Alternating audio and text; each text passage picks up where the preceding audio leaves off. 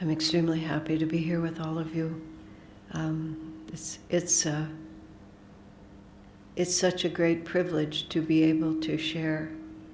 I'm echoing a little bit. There's a little echo. Yeah, maybe, is it possible to just take it down a little so I don't echo quite so much? Yeah. I don't know where the volume is for these. Here, that's better, isn't it? Yes, in the room? Yeah, thank you very much. I was saying, oh yes, I've had what I've finally noticed is a rather unusual life with a lot of opportunity to learn about the spiritual path and to be in the company of Swami Kriyananda. And I felt from the very first time when I was with him after I moved into the ashram that I was witnessing something that would over time prove to be extremely important, not just to me, but really to the whole world. Not soon, perhaps, but eventually. And I also was very clear about the fact that it wasn't just for me. I don't really know how I knew that. There were many things about my spiritual life which I think others of you can identify with if enough time has passed, where when I look back on it, my mind was completely confused. It was just running in 100 different circles with a million different goofy ideas, and I was always scrambling around trying to figure out what to do. I was a functioning person, so it was more the way it felt on the inside, perhaps, although it looked like that on the outside too. There's enough people who knew me when who will testify to that. But there was also something that was absolutely without hesitation and question, which was my tie to Swami Kriyananda and through him to Master, and through all of them to the search for truth. From childhood, I had wanted to help people. It's a natural thing. If you have a soft heart, you want to be useful. But I was so frustrated because I couldn't find anything that was strong enough that I could commit myself to sharing. So when I found self-realization principles through Vivekananda, and then I met Swami Kriyananda, and I was and have remained all these years absolutely overjoyed. And how I lucked into it, I have no idea, but I did. And so for me to be able, it's a karmic debt. It's a very real karmic debt, because Swamiji was so generous with us, generous in the sense that he had only one purpose in his life, which was to share with as many, to all who would receive it, what he'd learned from Master, from his Guru. And then he just poured it into us as much as we could receive. And so it's like I drank it up. Greedily is the only word I can think of. So I feel like I have the obligation to pass it on. That's just the way we are. So even though some of you express enthusiasm for being here with us together, it's only a part of it because I am so honored to be with people who really care about what I care about. That you've actually, come here to listen. It just makes me feel so happy. I feel like it's a great big hole of gratitude that I have to keep pouring thoughts into. And the topic today, which is actually based on, they gave me 4 topics or 3 topics based on books. And this was the one that we're talking about today, which we called Loved and Protected, Stories of Miracles and Answered Prayers. So I want to give you a little context for this. Swami Kriyananda was very clear about the things that Master said, that Master learned from Sri Yukteswar, about the stage of planetary development having to do with the Yugas, these long cycles of time, this ascending and descending cycles which take place on our planet as our whole solar system goes closer and farther away of the center of the galaxy and thus becomes energized or deficit in energy. So the basic level of spiritual awareness ebbs and flows. Now, there is because I only learned this from Sri Yukteswar and from Master from their writings, and then how Swami explained it. I was not aware that they were correcting misunderstandings that crept in Kali Yuga, so I know that the Indian tradition speaks differently than Sri Yukteswar does, but I'm here representing this teaching, so I'll just present it. I can't prove it. It's what they said.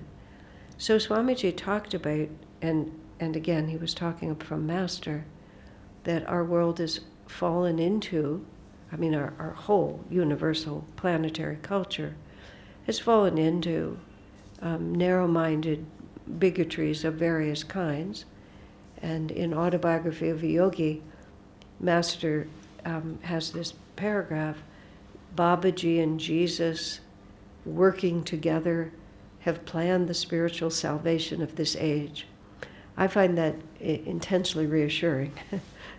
And it speaks of they're very concerned about the effects of Western civilization on the planet. They're really not altogether in favor of Western civilization. And as you all know, it's taking over everything. They're concerned about religious bigotry, about racial hatred, about suicidal wars, and about the boomerang effect of excessive materialism. Now, when Master was talking in the 1950s and 1940s about a lot of these things, they were a little farther in the future, but here we are now. But in Master's lifetime, he made the comment, he said Lahiri Mahashaya was lucky. He said there were no wars during his lifetime. If you think about the consciousness of a Master being omnipresent in all beings, and even any of us who even meditate a little, we begin to feel, the energies around us, and we feel other people's suffering. There's the story in Autobiography of Lahiri Mahashaya exclaiming that he was drowning off the shores of Japan, and it turned out that right at that moment some boat was sinking. He's meditating in his living room in Varanasi, and all of a sudden he's feeling the anguish of these poor souls who are drowning in the sea. So one can easily imagine how a Master would feel during a war when so many people are so insanely being killed and killing. So Master said Lahiri Mahashaya was lucky because there were no wars. When you hear a remark like that, which of course Swami heard directly and would repeat to us, you realize you don't know a lot about what it feels like to be a Master. In the astral world, does, Sri Yukteswar kind of punch Lahiri jovially and say, "You lucky dog," there were no, where did such a thought come from? But nonetheless, there's this extremely human element to the whole thing, in addition to everything else, which is why our minds boggle, and we just have to have it explained to us. But there were 3 wars during Master's life, First and Second World War, then the Korean War, and he passed away before the U.S. went to wherever we went next. As one of my Indian friends said once, I was here during, I think, when the U.S. started bombing Sarajevo, I think that's what it was. And he just said to me, you Americans, you're always at war with somebody. And of course, because it's just been my culture my whole life, I had to stop and think, he's absolutely right, we are. This is the deleterious effect of Western civilization, is all of that energy. So what's happening now globally, now I want to put another point in this. The whole story of the Yugas, about where we are in the Yuga cycle, which is moving from the age of matter into the age of energy, I think is a wonderful subject to really try to come to understand. There's a book written about it called The Yugas, which I think is available in India. It's available in English, for sure. And it just explains this whole thing. And it may seem a bit larger, but all of us struggle with the state of the world. Now, because it's not a placid time, we worry, we have anxiety either for how it will affect us personally, or we have compassion for how it affects everyone. I was in Delhi for about 10 days. I know Delhi is cold in January. Everybody told me. I've been here in January, but nonetheless, I didn't really quite prepare properly. So I spent the whole time basically wearing everything that was in my suitcase, the whole time. And it wasn't really that cold. But I kept thinking of the people in the Ukraine, and they're really cold. I was just mildly inconvenienced. We can't help but be concerned. So when we understand the Yuga cycle, and you can understand more sort of what the whole earth is doing and why, and that chapter that paragraph in autobiography, which I quote continually, and I have actually printed out and put it where I see it every day. Jesus and Babaji have this covered. We don't have to worry about it. They know about it. They're working on it. And they're much more qualified than I. But nonetheless, if we can understand what's going on and what it means to us personally, this is very important for our peace of mind and for us to find our proper place in the reason why we were born. What are we here to do? And how can we carry it out successfully? But the Yuga cycle is a planetary phenomenon, and we're not really earthlings. Swamiji asked Master that question. Are we just, once we start being born on earth, do we just born on earth over and over and over again? Master laughed when Swami said that. Oh no, he said, there are countless inhabited planets for us to go to. That answers that simple question. Are we alone in the universe? No, Master said, of course not. And the Yuga cycle has to do with astronomy. It has to do with where our solar system is in relation to the center of our galaxy. So it's literally a physical phenomenon, although happening on a grand scale. And if we come and go from Earth, it's not like we can kind of get onto Earth and grip the edges of the planet and just sit here until we get to be a higher age and therefore we'll get more advanced. It's simply not how it works. When the body dies, we're in the astral world. And when it's time for us, when our karma makes us restless in the astral world and we get drawn back into physical incarnation, I tend to think of it like this. Let's say you're home and you have an evening off. Maybe your children are somewhere and everybody else is out. You have a quiet evening. You think, I'll do a long meditation. I'll do a yoga posture session. I'll read a few chapters in one of Swamiji's books. I'll listen to a talk. We have all these plans.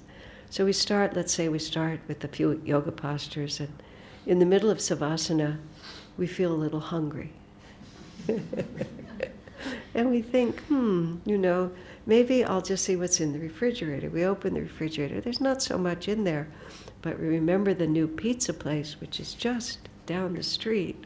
So we think, I'll just dash out and get it, and I'll just put it there. And then after my long meditation and I read the books, then I'll have the pizza. So then we go down to the pizza parlor, and we see an old school friend there. What do you know? And so instead of carrying my pizza home, I'll just sit down and have it with you. And then we're meeting some other friends and we're going off. And 5 or 6 hours later, we come back to the apartment. We see our yoga mat. We remember vaguely that we were doing something else. This is my understanding of what happens when we reincarnate from the astral world. Everything is just peachy keen. Then we get a little hungry. And we just take one little step, and then pretty soon, what do you know, here we are. We're in another body. Now, I think there's a little more thought put into it than that, but we become restless because we have unfinished karma. So we review, with our master, with our guardian angels, who knows? Some of this I'm just making a good story out of very little information. But somehow or another we find out where we're supposed to be. And maybe we need to be maybe we need to be in Kali Yuga. Maybe we need to be in Satya Yuga, in the highest stage. It just depends on what the karmic pattern is. It may depend on who we're tied to. I know I'm very tied to Swami Kriyananda. When one of my friends was literally on her deathbed, and I don't know if Swami was in another country, but she's talking to him on the phone. This was Paula. I think I've written about her in here. I've written about her in a couple of places. It's Swami Kriyananda, as we've known him. It might be in here too. Paula was a very simple woman, very unassuming, but a really great soul. She died completely consciously. And she was talking to Swami on the phone. She said two things. First, she said, she had a kind of a simple way a childlike way of speaking. She was very innocent. She said, I hope they have a job for me in the astral world. You know I like to be busy. He said like that. And Swami said, I'm sure they're ready for you, Paula. Don't worry about it. And then she said to him, I hope you never have to reincarnate again, sir. I hope I never have to reincarnate again. But if you come again, I'll come and help you. She said it just like that. I'll come and help you. So we get pulled in, not necessarily because we have a desire or many desires to be fulfilled, but we want to serve. And so we get pulled to the place where we can serve. Because the whole drama of the yugas is like the painted backdrop in a play. You go to an opera, you go to a play in the theater, beautiful sets, but the sets are behind the actors. The actors is where the real plot takes place. But this is the setting in which it happens. So the yugas are a physical phenomenon that provide the setting, but the real drama is the individual jiva. And so it's one by one by one, as we grow, as we become realized, as we become free. The whole story, the whole of creation is for one purpose, which is basically to liberate you and you and you and me, every single one of us. That's the only reason it happens. So where we are and what situation we're in and how pleasant or unpleasant the situation is, there's only one reason why we're here. It's because it exactly matches the karma within us that needs to be fulfilled, and we have come exactly where we need to be in order to do that. Now I want to put a slight footnote on that. In our community of Ananda Village, especially where we have families and children grow up, and the children, some of them accept and follow our teachings as when they grow up, but all of them are familiar with it because it's part of our school and part of their families. So at least American teenagers can be quite rebellious and quite angry, quite upset with their parents. I don't know whether that ever happens here. Maybe all Indian children are perfectly obedient, but all American children are not. So sometimes, like the teenagers will get mad at their mother, for example. A daughter gets mad at her mother. She'll say, you're a terrible mother. I don't know why I'm here with you. And then the mother gets to say, not my fault. You chose me. So in the context of that community, there was this one gentleman who's now passed away, a wonderful man, Bajrang, Brian Powers. And he had no children of his own, but he was everybody's uncle. And he was really good with the teenagers, and they trusted him, and he cultivated that. You have extended families. You know how nice it is for children to have more than one adult. So the children would come to him and say, I would never have chosen her, never. So now he doesn't know what to say, because according to what he's understood, of course they chose them. So he goes to Swami Kriyananda. Swamiji, what am I supposed to say when the kids tell me this? I can't change the teachings, But of course, if I insist that they did, it's not going to go very far. So Swami modified it to this extent, which is very interesting and may be relevant to some of you. He said, you may not choose every detail of where you incarnate. In fact, he says, you very likely do not choose every member of your family. And then Swami used his own life as an example, and I say this now because his immediate family has all passed away. Swamiji was extremely close with his mother. They had a very deep spiritual tie.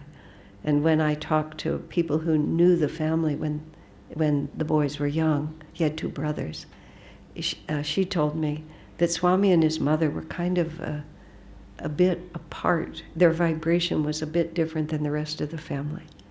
And they seemed to have something between them. And it was a lovely family in every way. So it was very true. And Swami said, I came for her, and everybody else came with her, but I came only for her. And his father at one point said to him, I have the feeling after your mother dies that you will not participate in this family anymore.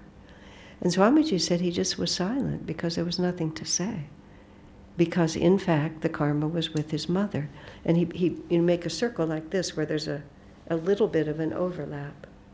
But this was Swami's family on this side, which was all of us. And his father actually included some of us in his will, because Swami had never had biological children, but he began to see that Swami had children. And he thought his father was very fair. He thought it was only fair that the inheritance should also... that was if Swami died before his father did.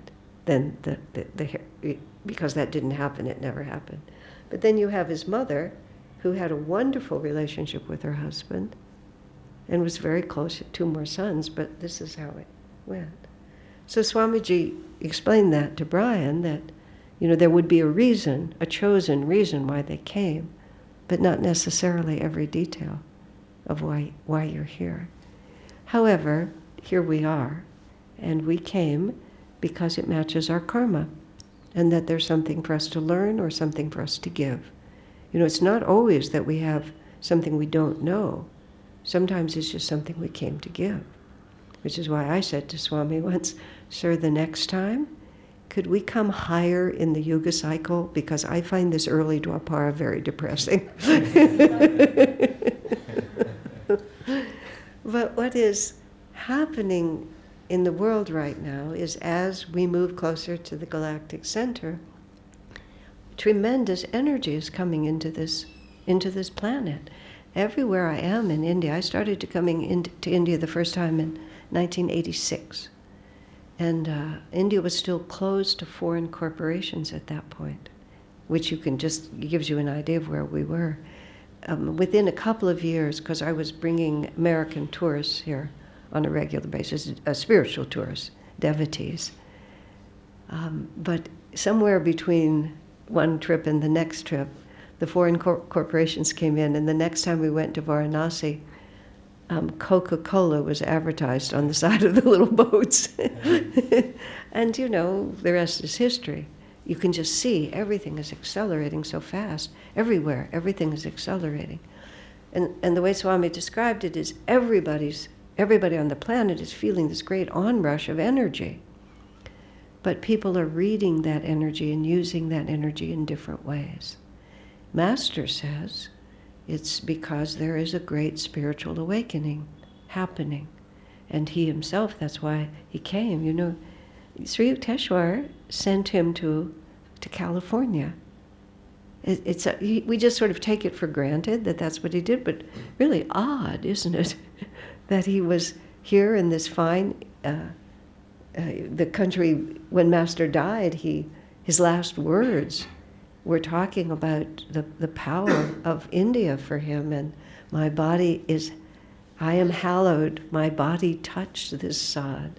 I mean, it's really a breathtaking praise for something that's beyond all of us. But nonetheless, where he did his work, his whole life work, except for just a little bit at the beginning, was all in the Western world.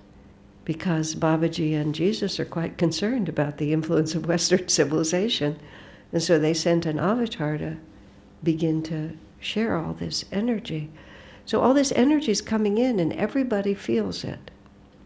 But Master said it's an awakening energy. It's a rising energy. It's a in tune, let's be more in tune with the greater reality energy. And we see lots and lots of positive energies just shooting all around the planet. Light workers is the lovely phrase that I really like. You just see light workers of all kinds everywhere. And simultaneously. And all of those light workers are feeling this energy, and now is the moment, to change the climate, to teach people to meditate, to find new educational systems, all of these things. And then other people, I call them lovingly Divine Mother's rowdy children. Because the transition from a Kali Yuga to a Dwapara Yuga, a lot of stuff gets to be destroyed. And so people who like to destroy things also get to be born into a time like this. People who like to build with light, and people like to part. People who are violent, people who want power, people who are very sensual, people who are morally depraved. And it's unfortunately, this is a planet in which we all share the same basic geography, so we get to be with Mother's rowdy children. We have to realize, and it's hard to realize, that God loves all of us equally. We tend to think He likes the good ones better, but He doesn't. He wants all of us to be free, and all of us are children. So some are 2-year-olds, some are 5-year-olds, some are 20. And for every one, Mother, as Mother would, helps that child through whatever stage they're having to go through and rejoices. When the evil person is a fraction less evil, or gets the opportunity to find out that this doesn't really make me as happy as I thought it would. This awful life of hurting other people did not work out as well as I thought it might. So they're picking up the same energy and getting worse and worse.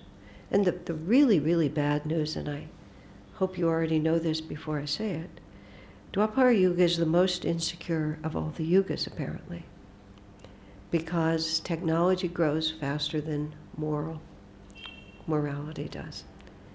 So we develop the capacity to blow the world to bits and to disseminate hatred and evil all around the place, and we don't have collectively the moral development not to do it.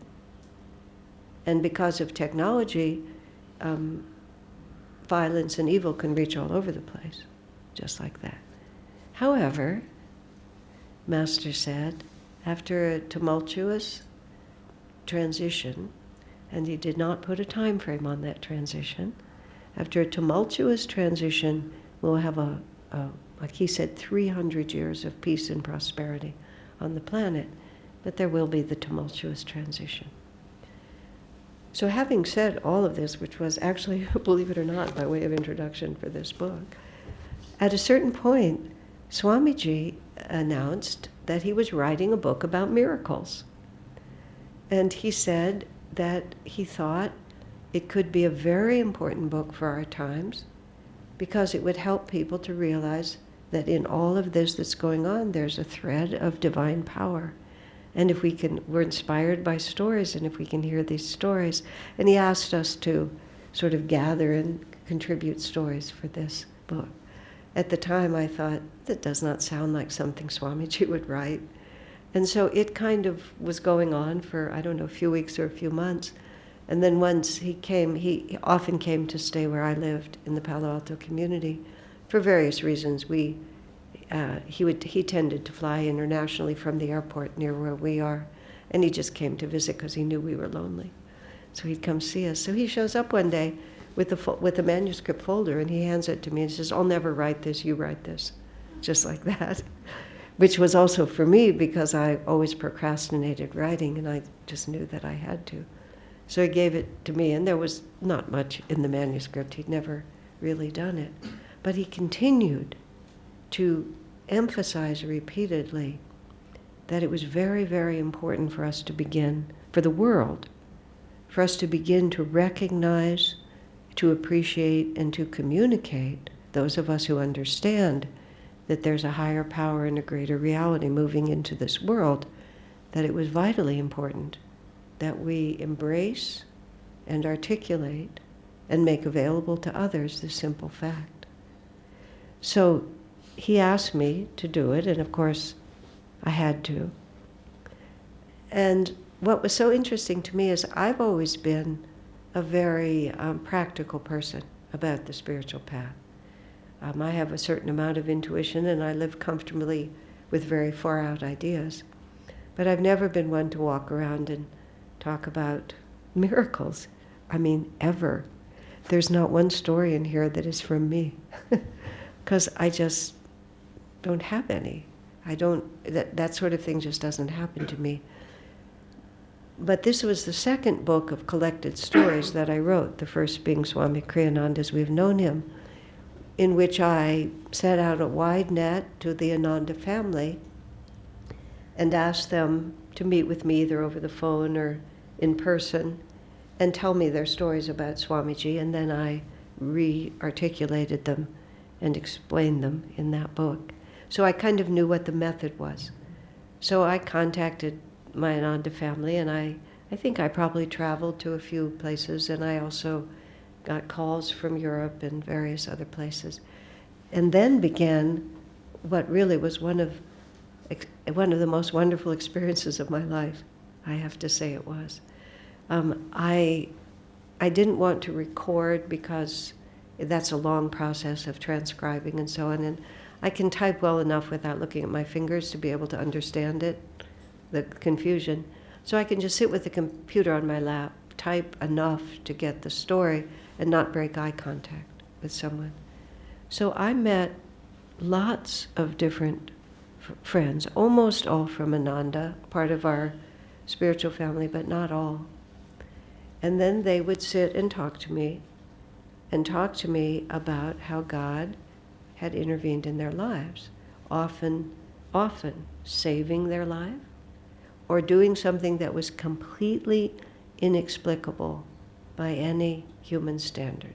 Not merely some nifty coincidence or some sudden convenience, but that there was no way that ordinary life could explain it. And what happened for me, I'm going to just digress for just a minute here. One of the fun things about the COVID, where we were, was that people were very conscientious about masks. In the Palo Alto community, the leader of the community is a medical doctor. And we were very obedient. So we just did what we were told. So we had masks. And so sometimes, lots of times, sitting outside mostly, you would have conversation with someone where they were covered and all you could see was their eyes. And I'm an extremely visually oriented person. I notice people's clothes. I notice their faces. Not in a bad way. I just can't turn it off. So I don't judge. I just observe. And so I would have sometimes long conversations with people where there was no face, there was nothing I could see except just their eyes. And I had some wonderful experiences because the eyes are the windows to the soul.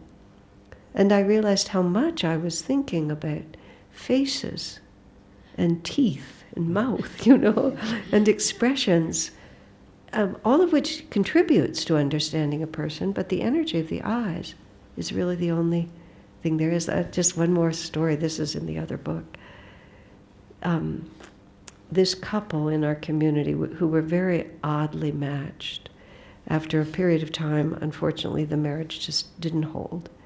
And so we heard that they were going to separate, and I was at the dinner table with Swamiji, and I commented about an unusual experience I'd had when I happened to go shopping with the wife. She was a friend of mine. They were all friends of mine. And we went shopping, and we were looking, maybe we were buying her husband a present, I'm not sure. But I pulled a shirt off the rack, and I said, this would be lovely for your husband. It's the same color as his eyes. It was this sort of turquoisey blue. And he had these big blue eyes. She said, is it? Is it the color of his eyes? Yeah. And so I said at the dinner table, no wonder they're getting divorced. She doesn't know what color his eyes are. And it was just like so outside of my way of thinking. To this day, I don't know. Really, she really didn't know what color his eyes were. I couldn't comment because I was speechless. So we're at the table, and I just say this like a self-evident thing. A few other people at the table, everybody expresses, sympathy, but incredulity also. Then, and when you were with Swami for a while, you began to be very sensitive to nuances of his energy. And we were all just commenting, and I could feel he'd dropped out of the conversation. His energy had just gone somewhere else. And so I turned to him to just sort of see what was happening. And he said, I never notice what color people's eyes are. He said, I don't look at their eyes, I look into their eyes. Because that's where the soul. And then he referenced Seva, who was one of the earliest members of Ananda. He knew her before Ananda started. She and Jyotish were with Swami in San Francisco. Seva worked with him, saw him virtually every day. He just, she and Jyotish were his right and left hands in the path. You see their pictures. One of Seva's characteristics is these big, beautiful brown eyes. He said, I don't know what color people's eyes are. He said, Seva, I've worked with her for years. I don't know what color her eyes are. She was sitting next to him. He looked at her and he sort of peered at her, like he'd never seen her before. And then he says, oh, they're brown, like that. Wow. Just like you sort of think, this is what I was saying about we kind of think we know a little bit about what this consciousness is like. Imagine knowing her as long as he had, working with her as much as she had, and he really didn't know, because he just never saw her that way. So when I was talking to people and all you had were their eyes, I just began to realize how often I missed the point, and we get lost in all the trivialities of it, but we don't really know the essence of it. In that same way, just to go back to Swami for a moment, Swami was 22 years older than I. I was 22, he was 44 when we met, and you might be able to do the math and realize he was always 22 years older than I. And he was decades on the path and a disciple of Master when I met him. And so to say that I was an inexperienced but highly opinionated young person would not surprise anyone. And time passed, and suddenly, not suddenly, but time passed. I had responsibilities for a community, and I was often talking to people who were 22 years younger than me or more. And they were often opinionated, strong-minded and opinionated, and not shy about expressing it. And from time to time, the temptation would come to me to say, you inexperienced twerp, why don't you just listen to me? But because of the way Swami trained me, I never actually did that, but the thought crossed my mind. Because I realized much more profoundly than I had when I was growing up with him. That's how I feel. I feel like I grew up with Swami. He never, not one time, not once, ever referred to my age or my inexperience in any way. And so the next time I saw him, I sort of told him this briefly, this whole story, and I said, thank you. You never made me feel young and inexperienced. You always respected me, and therefore it gave me confidence to be myself. And again, I saw that energy where Swami kind of, he acknowledged it, and then he kind of dropped out of the conversation. And I sort of wondered why. And then, referring to what I'd said, that he'd never commented on my age, he said, I never noticed. So again, it wasn't like discipline. I was disciplining myself not to be rude, to extend to others the favor that Swami had extended to me. But this is among many examples. I could discipline myself to have the right action. Swami had the consciousness that caused him to respond in an entirely different way. And of course, that's what we're trying to come to, is that this isn't just an idea, but this is who I actually am. So when people were just their eyes, during that, I began to tune in much more deeply in a way I never had, even though, of course, I tried, but in a way, much more deeply in a way that I never had, to what it would be like to just see the spirit coming through the eyes. About age, Swami said, age, physical age, is the most trivial definition of a person. Just, what does it mean? You're 6 years old, but you could have been a great master in the last lifetime, and you could be 80 and be completely without any wisdom at all. It's just, age doesn't mean anything. It's just the body we wear. So there I am talking to people, and they're not wearing masks because this was years ago, and they're just looking at me, trusting me, and they're sometimes telling me something they've never told anyone.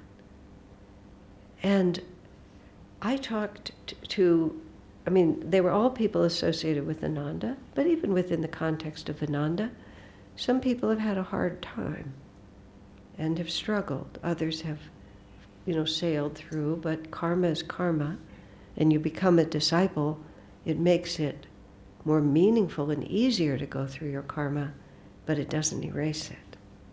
So some of the faces I was looking at were time-worn and weary. But when they would talk about these experiences, you would just see that everybody was Divine Mother's child. It's just, you could see it wasn't a question of how well they did their kriyas, or even if they did their kriyas. It was everybody is Divine Mother's child. And when the moment is right and the karma is there, she just reaches down and takes care of you. And I wrote Swamiji afterwards, thank you so much for asking me to write this book, because it just completely changed me. Not that I didn't know, but it wasn't the way I usually thought. And I was just amazed how many times God just simply intervenes. And some of them are quite spectacular, a speeding car coming right at a person, and suddenly they're standing on the side of the road. And there's no footprints from where they were standing to being on the side of the road. Just being rescued at the last second from who knows what. Visions of, one story in here is this couple that was up on a high snow pass, and they were camping, and a blizzard came, and they had to find their way down, and there were footprints in the snow that took them right to the edge of the snow, and no one had come by. They were right on the trail. No one had come by. But when they came out, there were footprints on the snow. And for reasons that they explain, they were quite sure it was Babaji. Another man out in the desert, and he was actually dying from heat stroke. And he kept seeing this young man just out in the rock. It was like 120 out in the desert. And he was completely unprotected from the sun, and all he kept thinking was, I should go tell him to put on a hat, like that. And he was with his wife, and it wasn't until they were completely safe and down and out that they somehow both realized they'd been looking at Babaji. And they just knew it. It wasn't like, there was no logic to it. And he'd just been there. Those are 2 or 3. But I also started thinking, because I was asked when I was in Delhi, a woman was asking about intuition and about knowing things intuitively. And once again, my mind goes blank, because I just don't live a life of phenomenon. I think everything about my life is phenomenal, but I have no incidents. The fact that I found this path, the fact that I was bright enough to know what I had, and that I had the courage to take it, that to me is a miracle, and everything else is extra. That's enough. But my friend and I were talking after this woman asked about intuition, and we were just talking about how many times things just come out right. And specifically, I'll give you a specific example. All of you know Daya and Keshava, who live in Delhi. Daya actually started her spiritual life in Palo Alto. She came to our temple, was the beginning. And her mother lives just a few miles from our community. So she has to come back often. And her mother's, Daya's stepfather, her mother's husband of some 40 years, they're getting elderly, like her mother's 88, I think, now. And her husband was 90. And so they became ill, and Daya's life is in Delhi. She can't, be there with the daughter. And in the American culture, she wasn't necessarily expected to be. But her mother needed help. Daya calls me. I happened to have just talked to a person. This was just when COVID was starting or just before. To a woman in our community who was very dear, but I rarely see her. She had just talked to me just that time that she'd been laid off from her job and she wasn't sure what she was going to do. Daya says, "Is there anybody you know who could help my parents?" "Absolutely." I said, "I know exactly who." So she goes, and for the last 3 or 4 years, and then the husband died, the mother's alone. Daya says, actually quite nicely, "I think my mother loves her more than she loves me." But that's perfectly fine, because she's totally devoted. How did it happen that I talked to her? How did it happen that it was right at that moment that the need was there, that she happened to call me? I myself had a dilemma with my brother, who became quite unwell. Some of you who follow my life know that that was true. And it was just a total, I just didn't know what I was going to do with it. I called my friend he lives some hours from me. I called the closest Ananda Center, 10 minutes from where my brother lives, an absolutely wonderful woman. And her job is she takes care of elders. She loves taking care of elders. My brother's not an easy character. She found him extremely interesting, So it's just like, where does all that come from? All the time in our lives, all the time, the patterns are just flowing, and we just don't know it because we're not paying attention. It's really as simple as that. Here's a completely trivial example. I wanted to get some new blue clothes made because for no reason at all, except that when I was in Europe, I became, what was the word? Terminally bored with the wardrobe that I had. I was having a case of terminal boredom with my clothes. So I came to India, but if you have a sample, the tailor can do it easier. So I opened Daya's closet. In the front of Daya's closet are 3 garments that she never wears because they were my size, not hers. They were given to her by some member of the congregation. She's never even put them on. They just hang in her closet. They've been there for like a year and a half, and she vaguely wondered why she didn't give them away. Perfect for me. Absolutely perfect. Totally trivial. I would never put it in the Miracles book. But why? Why did someone give those to her? Why did she keep them in her closet? It's just Divine Mother is weaving through our lives all the time. And sometimes she weaves through our lives by blocking what we want. It's not like the only way God shows love for us is to fulfill our desires. Sometimes God thwarts our desires, and we discover something completely different. I'm going to just speak a few more minutes, then I'll open for questions. I first came to India in 1986, as I mentioned. We actually were trying to find businesses because we were always looking for ways to follow our path, serve the teachings, but also make money so we could all live and publish books and so on. So we realized that spiritual pilgrimages were a really red-hot idea. And we realized from America, a lot of people wanted to go to India but didn't really know how to do it. So we decided we would bring American devotees, and we would go in the footsteps of the Master, which is still what people are doing. Of the 4 leaders, only one of us had ever been to this country before. But I came along because I knew a lot about the path. and I could just talk, and that was my job. So I'd never traveled, by that point I'd been to Europe, but I'd never traveled outside of the culture that I lived in, really. So seeing India was really a revelation for me. I had several experiences when I first got here.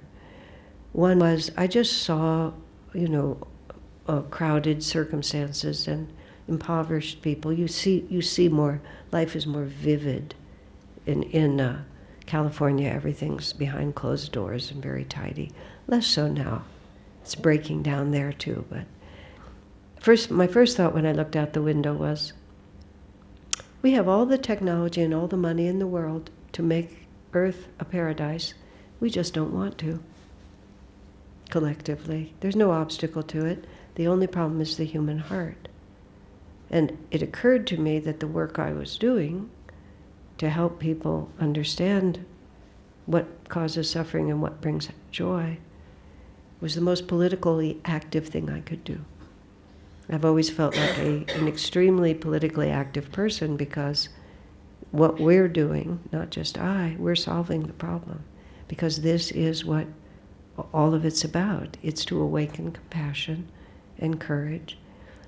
But what I began to notice, and we brought groups over here over a period of 20 years, almost entirely Americans, almost entirely people who've never been outside of that comfortable Western world. And people would have different reactions to the sight of poverty and sickness and suffering. And we stayed in the Oberoi Grand Hotel in Calcutta. There was basically only 2 levels of hotels, and one was where Indians felt very comfortable, and one was where Americans felt comfortable. But I remember being on that high floor of that hotel, and there was a family living on the sidewalk, and I was there for 5 days, and they were there for 5 days. And I would stand in my incredibly luxurious, way more luxury than I'd ever seen in my life, and I would watch their life. And people had very different reactions to human struggle or human suffering. And after a while, because it was sort of my job to keep people happy, I began to understand that there was a pattern.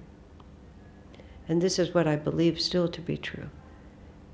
Those people who, through their own life experience or from innate wisdom from other lives, understood that suffering is a gift that allows us to learn something that we couldn't learn in any other way. And therefore, even though it's a tremendous challenge, in the end, it's liberating. And therefore, why would I resist it? I might not like it, but why would I resist it? And then there were those who were not reconciled in their own lives to the necessity to face difficult situations and expand your consciousness to embrace them. And those who could not accept suffering in their own lives became very panicky when they saw it in other people's lives, And this is not exactly about miracles, but it's really about miracles. And I was talking to a group somewhere in the last few days. When we see people suffering, our first thought is how to get them to stop suffering. But our first thought ought to be, how can they learn what they need to learn so they can become more free? Like, what do we really want for people? And this is like where love requires more courage than we often want to give it. We want to protect people from suffering, but often in protecting them from suffering, we're preventing them from growing. A mother who spoils her children does not help them.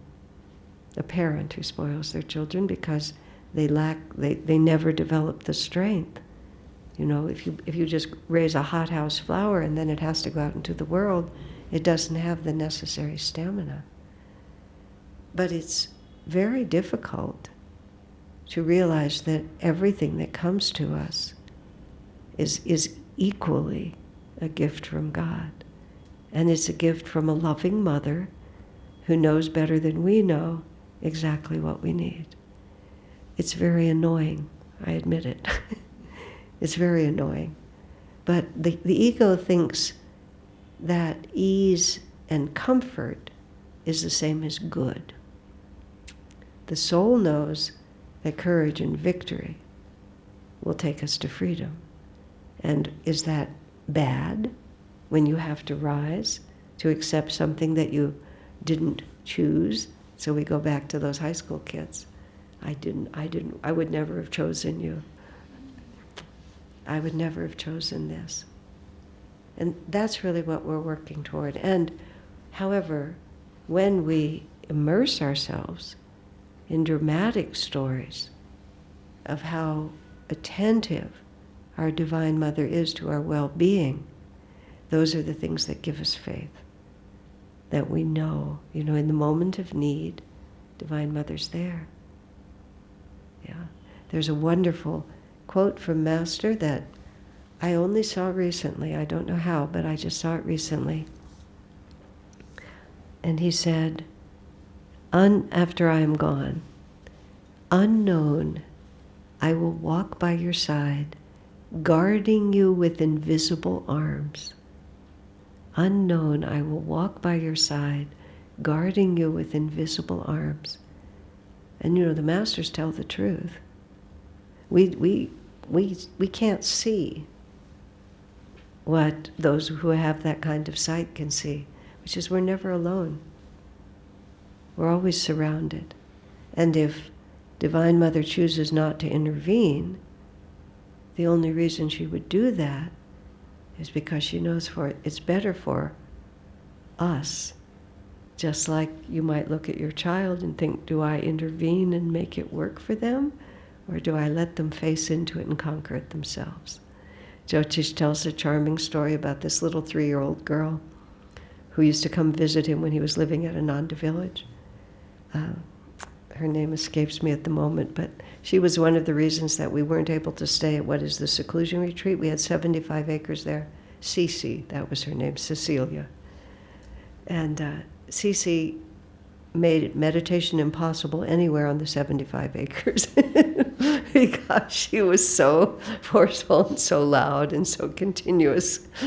But she came over to visit Jyotish. Maybe she was 5 by then. No, she would have been 3 because she was small. And his steps into his house were very crudely built because everything was crudely built. And he heard her trying to kind of climb onto the porch. And she kept trying and she wasn't making it. And finally she stepped back and said, "This is going to take my full blast," she said. And she sort of ran and threw herself onto the porch and then triumphantly came into the house. It became kind of a joke among us. "This is going to take my full blast." But of course he could have gone out and helped her. But instead he wanted to wait and see if she could manage herself. So often the miracle is not that Divine Mother intervenes, but she waits to see if we can manage ourselves. And when we do, she cheers us and blesses us ever more deeply. All we have to do is remember. That's all.